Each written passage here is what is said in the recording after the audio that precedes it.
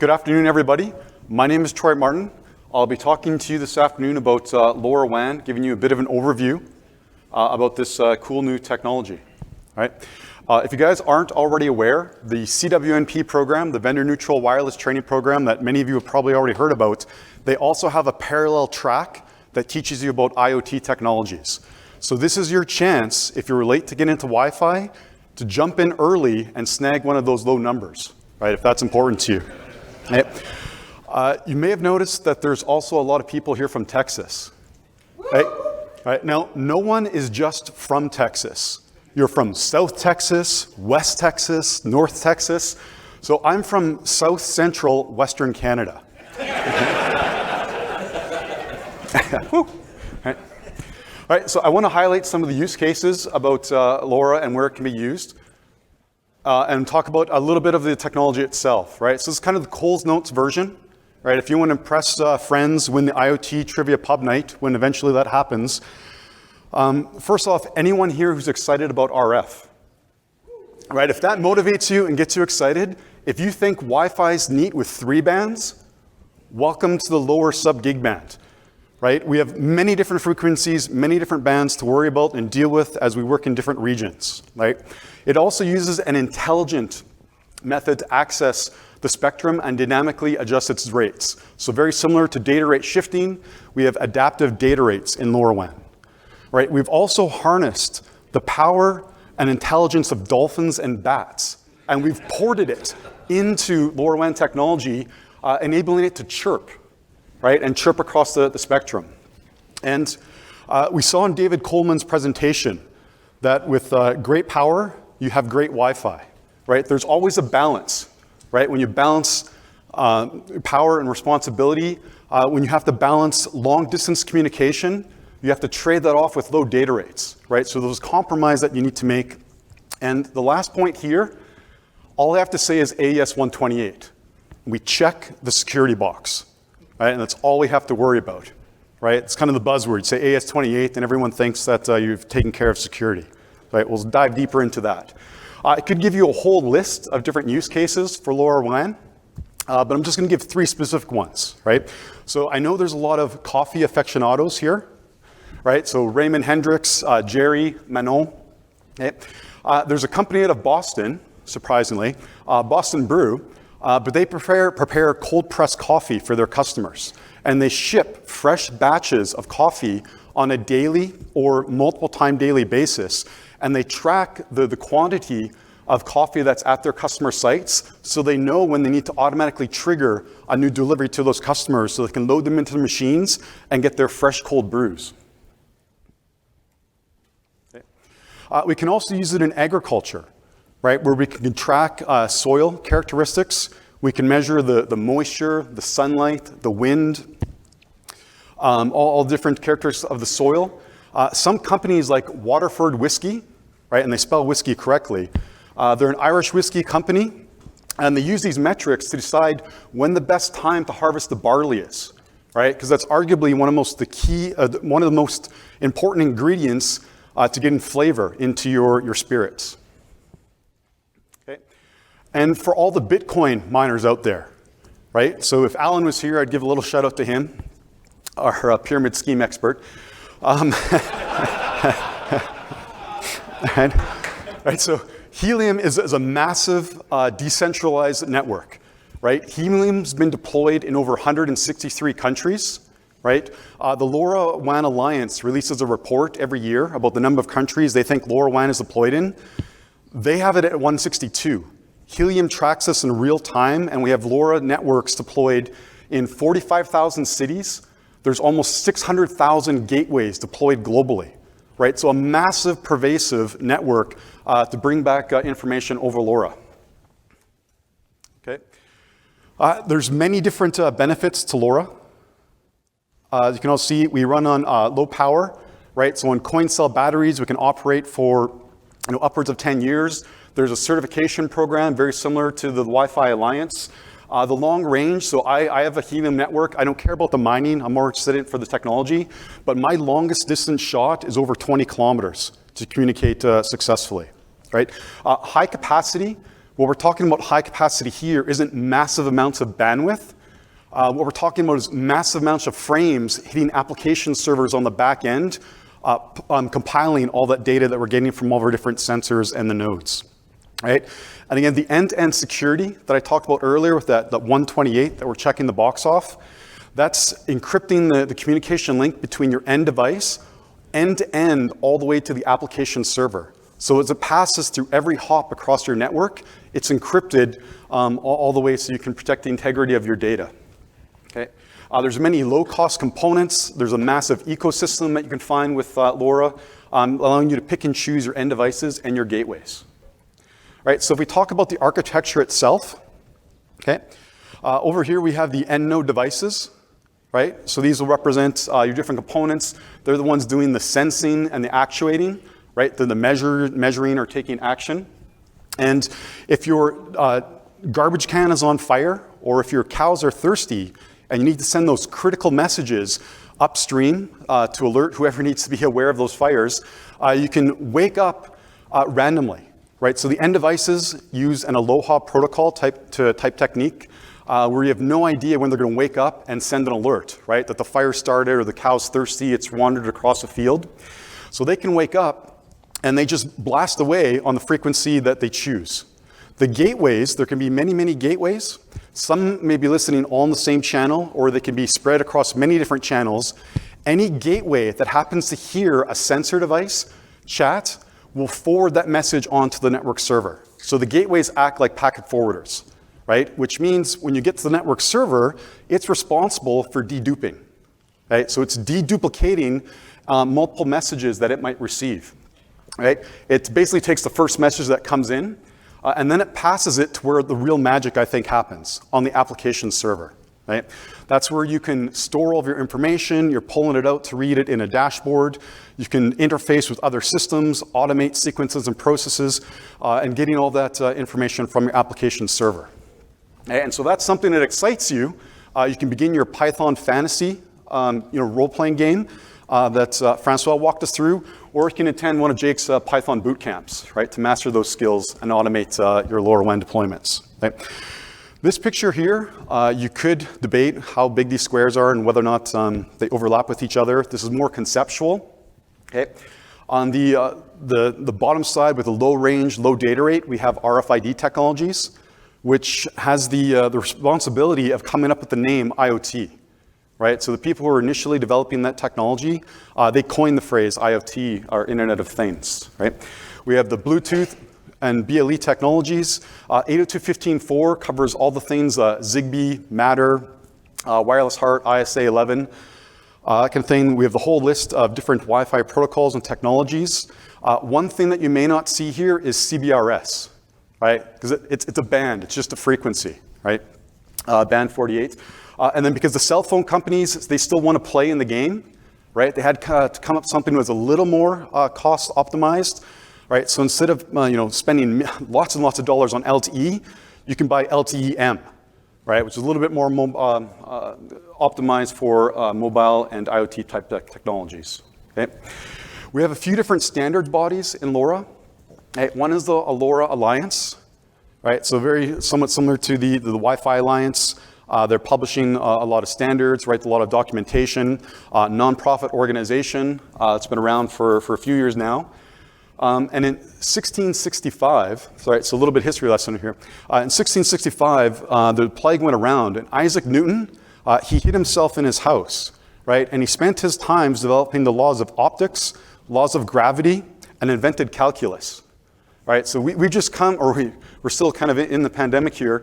And the standards bodies, they were busy. In 2021, the ITU published a standard for LoRaWAN. So now it became a standard, and we know how long it takes standards to be developed. So it was quite a big feat to get published as an ITU standard itself. Okay. Now, what's the difference between LoRa and LoRaWAN? I use a lot of these terms interchangeably. Hey, LoRa itself stands for long range, so that's where that comes from. But the LoRa bit of it works at the physical layer. It's a proprietary protocol developed by Semtech, right? So they license technology in their chips, and they're kind of the controllers of that of that PHY layer. Now LoRaWAN sits on top of that, right? So the LoRaWAN technology takes and evolves that, and that's what you saw as part of the architecture diagram. So you guys may be more comfortable looking at a chart like this, right, and breaking this down where we can see the PHY layer and the MAC layer. At the very bottom, you start to see a hint that we have different frequency bands based on the region that you're operating in, right? So this makes it a little more challenging to keep track of which frequency you should be operating where. And then we'll also talk about the different classes that we have for the wireless protocols. Right? So some geeky connectivity details. Right? If you think about frequency shift keying, the idea here being that you can transmit values of ones and zeros by changing your frequency. So a lower frequency, you transmit a 0, higher frequency, you transmit a 1. Looking at this picture, it looks like they messed up painting the lines on the highway, right? But that's sort of what frequency shift keying would look like. With the chirping that's used in LoRaWAN, now I'm not musically gifted at all, but if you were to say to yourself and sing that song from The Sound of Music, the do, re, mi, fa, sol, la, right? Chirping is just a continuous frequency increase, right? As you chirp and change that frequency as you're pulsing, okay? So what this would look like over time is we start with a lower frequency and we chirp and change that to a higher pitched tone as we sweep across the band, right? So we have two things that we're looking at. One is bandwidth, right? So the width of that sweep, and we have the sweep rate, which is how long we're actually transmitting those signals, right? So that's the concept of a chirping, right? It's not one single frequency, it varies over time, right?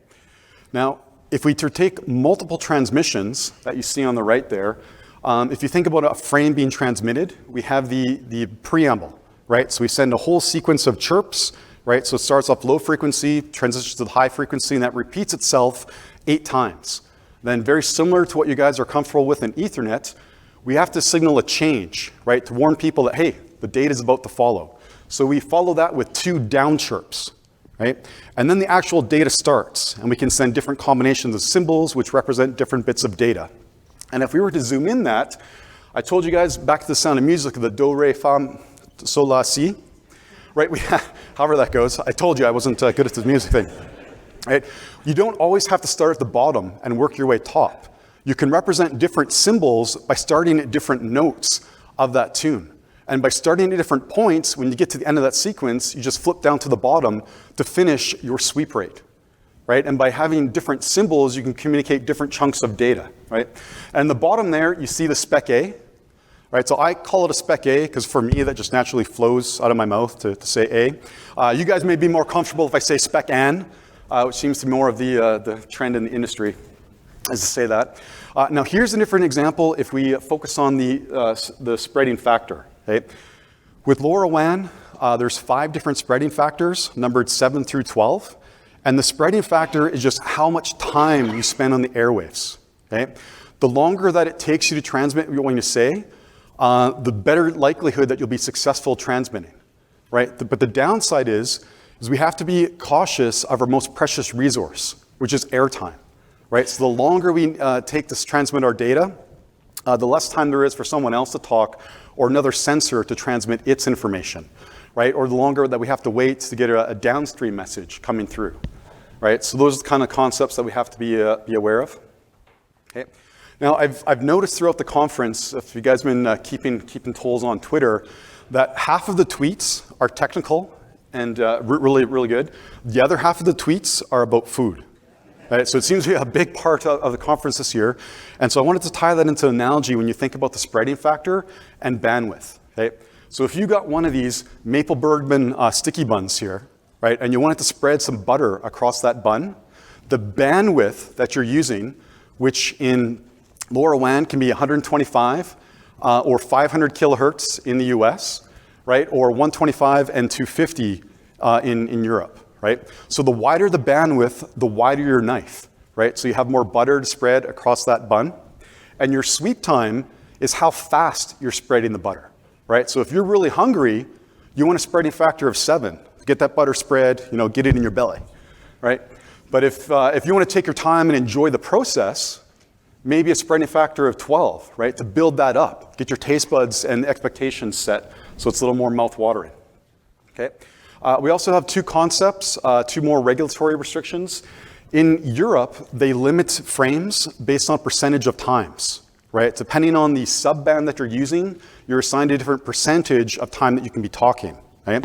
And because you have to do different things on the other side of the ocean, in the US, we don't worry about duty cycle, we care about dwell time, right? And maybe this is kind of related to the culture, but it's, if you talk for 400 milliseconds, you have to take a pause and just see if someone else has something to say. Just give it a chance to listen, see what else is going on.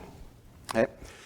So here's just a breakdown of the different percentages that you can see in Europe, depending on the band, right? So most of it defaults to 1%, using it over there, which means you can transmit for about 864 milliseconds a day, right? So that's when we talk low bandwidth, low capacity, that's how much talk time we have per day.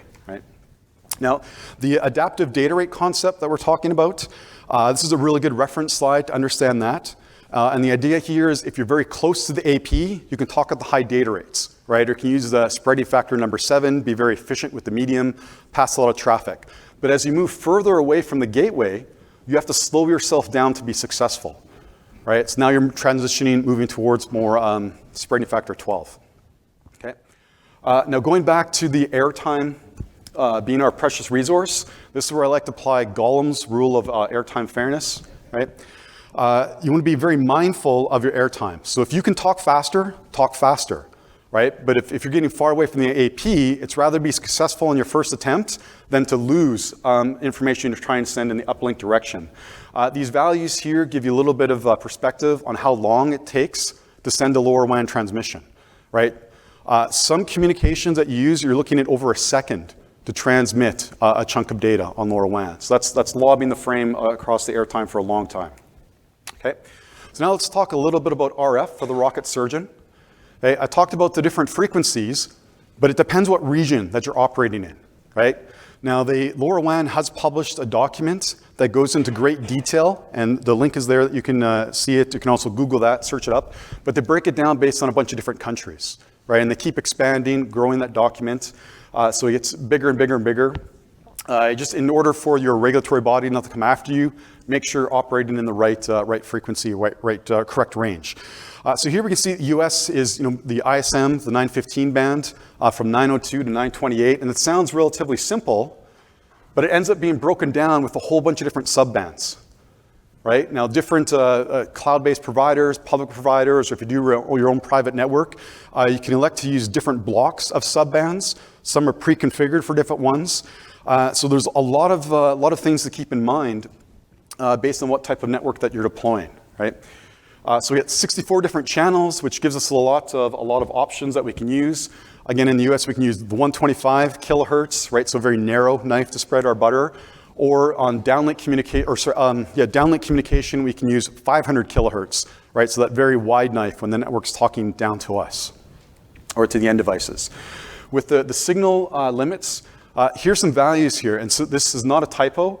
These SNR values are negative, right? So we're looking at negative SNR and we're still successful in LoRa, right? So to compare this against Wi-Fi, right? These are typical values that may be more comfortable with on the Wi-Fi side of things. Right, and that's why we can get much longer distance with LoRa, because we're using very narrow bandwidths. The transmit power is roughly the same. It's very comparable to Wi-Fi, but that narrow bandwidth, we can be sub-noise floor, right? And if we tune to the right frequency with the right parameters, that signal will just pop out for us. Okay? Receive sensitivity, right? Here's some values, right? If we get the widest spreading factor that we can, right? And one example of the airtime that we consume, here we're looking at almost 1 second, but our receive sensitivity is down to negative 137, right? Which is incredibly low.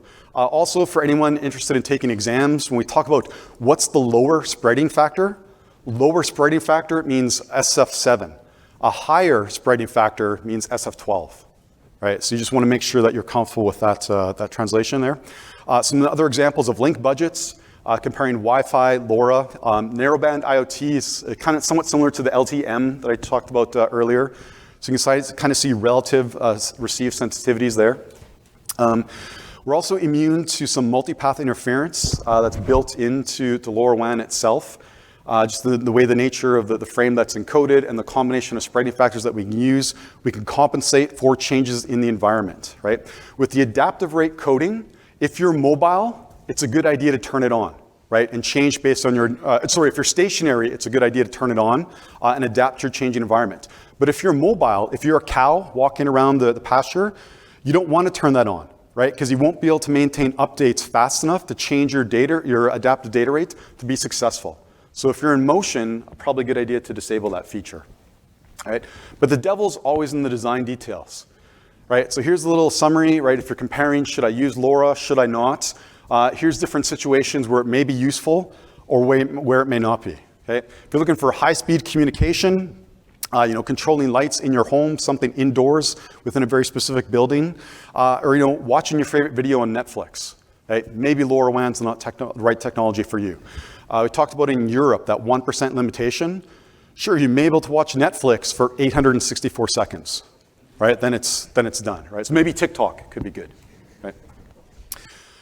Here's kind of a breakdown of the regional parameters, again, broken down by country with their common names. The common names is what you'll find in a lot of the software that you set up, right? So use the common name to pick the band that you care about.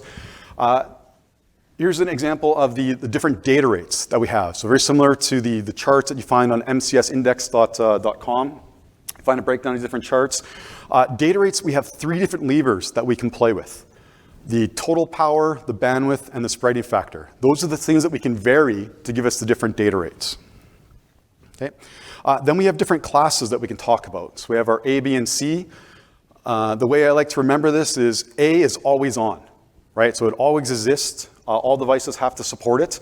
If we look at some examples of this, when an end device sends an uplink transmission, right, it opens up a receive window in case the network wants to talk back to it. So it opens up RX1, and if it doesn't hear anything, a few seconds later, by default, it'll open up RX2. It's optional to use a different frequency, right? One of those 64 channels, use a different one for RX2 in case you need a little bit of redundancy, or you can use the same frequency. Depends on how you want to configure it. But in this first example, there was nothing talking back to the end devices. In the second example here, the network sent a downstream message in that first receive interval, right? And that ends it, that completes it. I got a downstream message, I'm happy, I turn myself off, right? And the third example is we weren't successful until the second receive window to get our message. So that's Class A examples, or Class A devices communicating, and they can wake up at any time. They work the best to preserve your battery. Right? Class B devices follow somewhat a similar sequence, but I remember Class B because it has beacons, right? So there's regular intervals that beacons are sent out for, so they kind of synchronize their time, but they'll listen for downstream frames from the network. And Class C devices are more like your gateway, or devices plugged into a wall that has a more permanent power. If they're not transmitting, they're always listening, right? So they're always drawing power, always listening for downstream communication. Right? So some details on LoRaWAN security. The frame itself, right, it has a message integrity check, and it's encrypted with the application security key, right, as part of that end-to-end communication, which again, AES-128, so it must be secure, right, unhackable at that point, I suppose. All right, we'll see what happens when it gets caught by a kraken or something. There's 2 different ways of configuring your devices to get them connected to your network. One is kind of the homebrew method, right? We'll call that activation by personalization. This is where you're kind of manually entering keys on both devices, almost similar to entering a pre-shared key. You enter kind of a static value. There's not a lot of room for change after the fact, right? Not the preferred way of doing things. The over-the-air activation is much more the preferred path, right? When devices connect, all they have to be told is where to connect to a joined server, right? So there's one other server there we'll connect to, the joined server, and it'll dynamically establish unique keys for that session. Every time a new session starts, new keys are generated. And the join keys will point you to the network server that you're supposed to talk to. So if you change network servers down the road, you just tell the join server to point that end device to a new network server. If you roam from one network to another network, right, you can get pointed and redirected to different network servers. So it gives you a lot more flexibility in your network and builds some dynamics into the key in the session establishment. Okay? So we talked about the join procedure there and the message authentication. So two big key concepts of security for LoRa LoRa. All right. We have some network encryption. So not only do we have encryption end-to-end from the end device to the application gateway, it's also encrypted from that end device to the network server, right? So we have tunnels within tunnels to maintain multiple layers. Root keys, if you're deploying them with that over-the-air activation, root keys will need to exist on the join server as well as a root key on the end device, right? So that'll have to be preloaded when you order that device from the factory, okay? Now there's many different versions of LoRa, right? They keep reinventing themselves, adding new features and functions. We're all familiar with this with many 802.11 amendments, okay? Most of the LoRa happens on the older kind of version, the 1.0. 1, 2, 3, or 4 version, and they use different security, right? Different number of keys, right? If you want the more secure version of LoRa, they've updated it to be the 1.1, right? But not all end devices support that yet. So depending on what end devices you use and what you want to connect on your network, you may have to revert to legacy versions of the LoRaWAN protocol itself. Okay? So a few different tips if you wanted to get started building your own lab. So here's an example, right? So the students that are in my deep dive, some of the hardware that we're working on, we have a BME 280 sensor that measures temperature, pressure, humidity. We're connecting that to a LoRaWAN Feather M0, right? And we're using that as our end device to transmit that information back to our gateway, right? But there's many, many devices that are out there. You can buy prepackaged kits, right? Or you can build your own. Again, if you've done the Python fantasy game or you've sat one of Jake's boot camps, you'll be more familiar with configuring Python and getting CircuitPython working on these different components. Here we see a picture of a Raspberry Pi 4, right, with a RAC 2245 board attached to it. This is acting as our gateway, right? We can also run software on this gateway, right? So we can have the packet forwarder, the network server, and the application server all running on a Raspberry Pi, or we can offload some of that functionality to a cloud-based service, right? Run it in a private cloud, public cloud, on Azure or part of Google, and make all that stuff happen, right? So to summarize, again, here's the cheat sheet, right? If you just want to get some nuggets about LoRaWAN, what we can look at and analyze there, okay? And then here is some best practice recommendations that's recommended by the Things Network on how you can improve your deployment, optimize it, stuff that's out there, right? So a lot of good tips here. Again, emphasizing using OTA over ABP.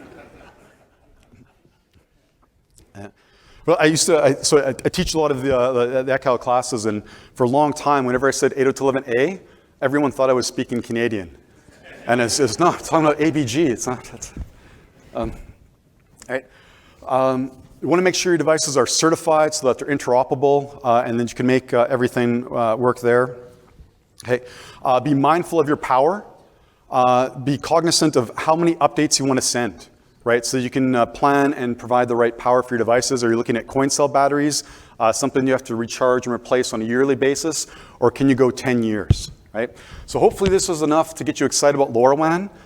If not, there's always helium mining, right? So you can try and make a small fortune. And with that, I'd like to end my presentation here. So